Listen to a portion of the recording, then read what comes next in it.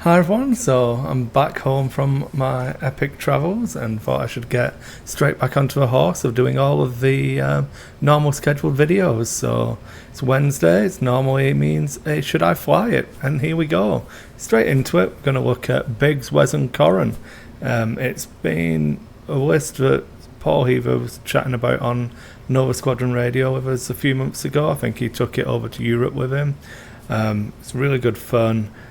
I've not managed to try it myself yet, but I'm just going to give my thoughts on the list and why it can work and why you should think about flying it, and then how you can try and play against it. The main things about it obviously is fundamentally it's got T65s in it, which should make everybody excited and get us all really wanting to play it. Biggs is really strong in the current meta, adds the control. R4D6 has really come into its own with the emergence of ordnance now, those really big high number of attack dice. It's kind of like the opposite of when I talk about how you beat Dengar, piling on high number of attack dice. R4D6 on Biggs is a really good counter to that playstyle.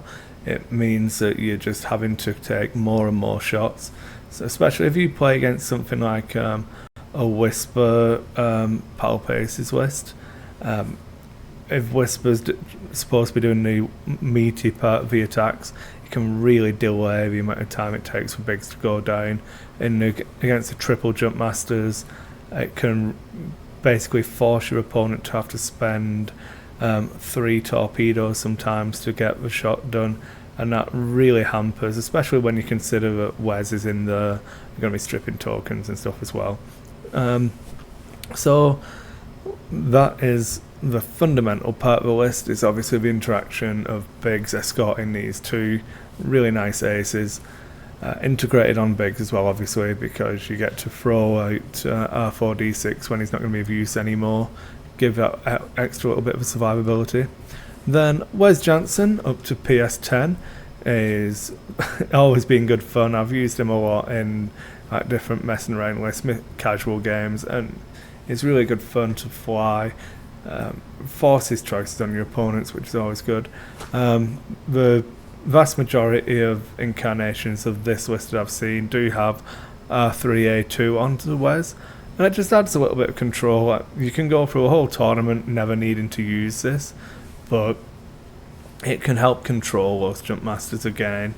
That's the main one. It can help against aces, but you might not necessarily need to do it. Obviously, Wes is restricted in his green moves, only having those ones and that two straight. So it's not ideal stressing himself, but it's fine. It's not really a problem.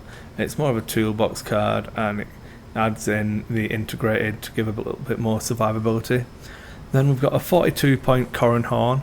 You can't afford engine in this list, so it does lack a little bit of escape, so you've got to fly him a little bit more cautiously, I'll say. Just be a little bit more controlled. It might take you a little bit of adjusting to this list. It's not something that you might necessarily be able to play once and just win with. Definitely need to actually evolve into flying this list.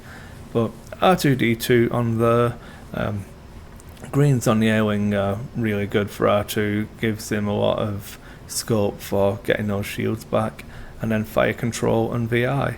The good things about him is obviously he's going to be able to pump out fire before he takes any serious damage, because Biggs will draw some off him, and then he costs 42 points. So if you can eliminate any of those ships that are a big threat to Corran, take out those jump masters, get rid of Wampa early, stuff like that, you really start to get the benefits of this big meaty chunk of points that people will struggle to take off you in the end game.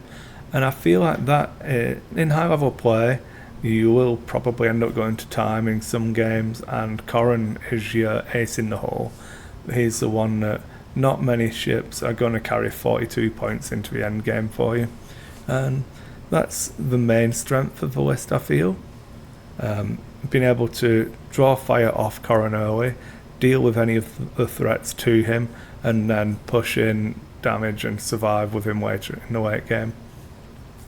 Playing against this list, it's basically you have to focus down bigs. There's no getting around that. If you're set up in such a way that you'd have big alpha strikes, it might be worth saving them and just trying to chip away at big slowly. Depends on the attrition, how much meat you've got in your list, how much of the punishment you can take from the 4 attacks around, well, every other round you'll be taking. Whereas can be countered, obviously, if you're spending the tokens or taking repositioning actions, and that's another weakness of this list. Although you've got 2 PS10 aces, they don't really reposition that well. No one's got the hard ones. You don't have engine on Corran. Wes has 0 repositioning. That's why I have seen people put BB-8 on Wes in this build as well.